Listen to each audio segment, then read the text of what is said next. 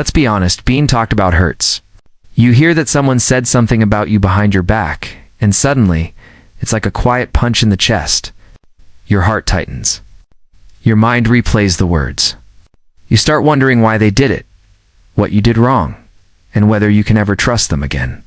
But here's the truth. When people talk behind your back, it says far more about them than it ever says about you. There's deep psychology behind why people gossip, criticize, and betray others when they're not around. And once you understand it, you stop taking it personally. You start seeing it clearly. Let's start with the core of human nature. Gossip is ancient. Anthropologists believe it evolved as a survival tool. Long before social media, our ancestors lived in small tribes where reputation meant survival. Gossip was how people shared information about who could be trusted, who might betray, and who posed a threat. In that sense, gossip was like social glue, kept the group connected. But over time, as society grew more complex, gossip stopped serving protection and started serving ego.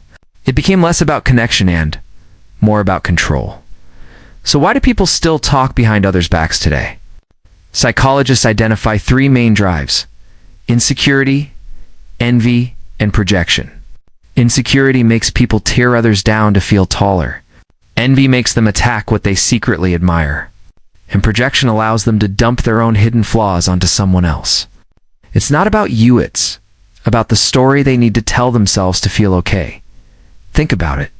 When someone constantly criticizes others, it's usually because they're at war with themselves. Their negative talk is a coping mechanism, a way to release their own discomfort without facing it. The moment they feel inferior, threatened, or unseen, their instinct is to control the narrative. And how do they do that? By talking about you when you're not there to defend yourself. It gives them temporary power, false sense of superiority. Psychologists call this downward comparison. It's when people boost their self-esteem. By comparing themselves to those they perceive as less, then it's not confidence, it's emotional camouflage. When they whisper about your flaws, what they're really saying is, please don't notice mine. There's also social bonding psychology. Some people gossip not out of cruelty, but out of fear of being excluded. When they join in on negative talk, it gives them a sense of belonging. It's primitive, but powerful. In their minds, gossip equals connection. They believe that criticizing someone else will make them part of the group. It's a trade. Loyalty for judgment. The price is integrity, but they're too afraid of isolation to care. But let's look deeper. Why do these people often target kind, confident, or successful individuals? Because your qualities highlight their insecurities. Your calmness triggers their chaos. Your growth reminds them of their stagnation. You become a mirror reflecting what they wish they were. So, instead of admiring you, they resent you. And resentment, when it can't be expressed directly, turns into gossip. This is where psychological projection comes in. When people talk behind your back, they're often describing themselves without realizing it. The traits they criticize most harshly are usually the ones they secretly fear exist in them. A liar calls others dishonest. A manipulator calls others fake. A jealous person accuses others of arrogance. It's not conscious, it's psychological defense. Their mind is protecting their ego by pushing away the parts of themselves they can't face. And here's something few people realize. Talking behind someone's back can actually trigger the brain's reward system. Neuroscientists have found that gossip releases dopamine, the same chemical involved in pleasure and addiction. For some, it literally feels good to talk about others. It gives them a temporary sense of control, a rush of superiority, and the illusion of social power. But like any addiction, it comes with a crash guilt, anxiety, an emptiness that follows the high. So what should you do when you find out someone's been talking about you? The instinct is to defend yourself, to confront, to clear your name. But most of the time, that only feeds the cycle. Because gossip thrives on reaction. When you respond emotionally, you give them proof that they've gotten under your skin. And that's exactly what they wanted.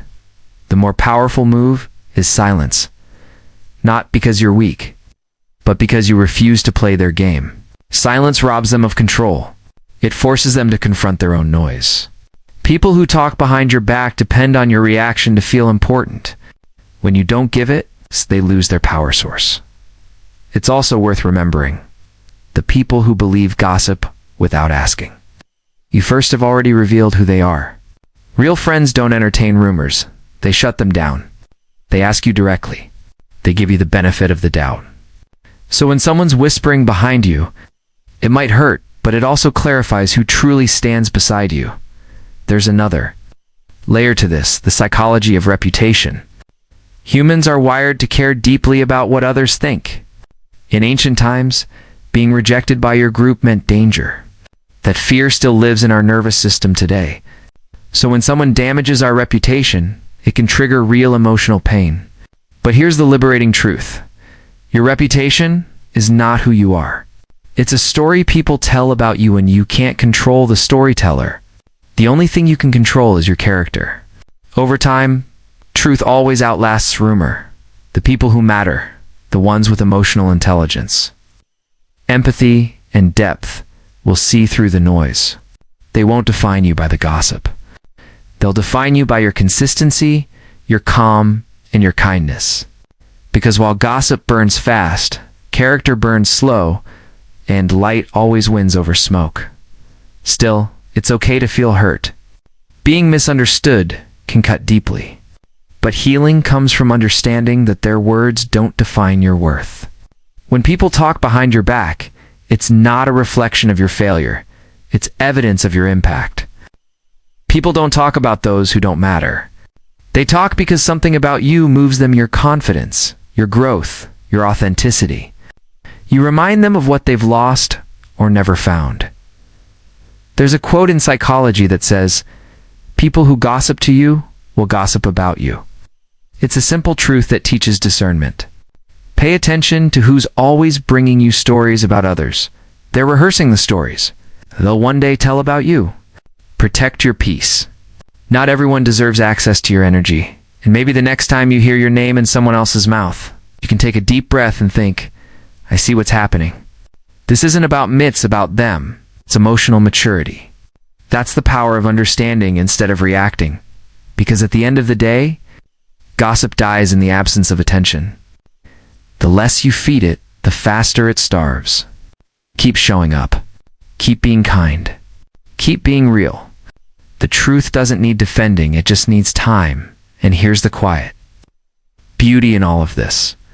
When you stop worrying about what people say behind your back, you start living fully in front of them.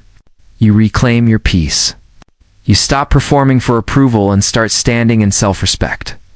That's freedom, the kind that can't be stolen by whispers.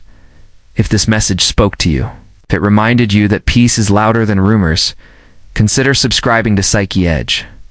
Here, we explore the hidden patterns of human behavior, the deep psychology behind emotion, and the quiet power of self-awareness.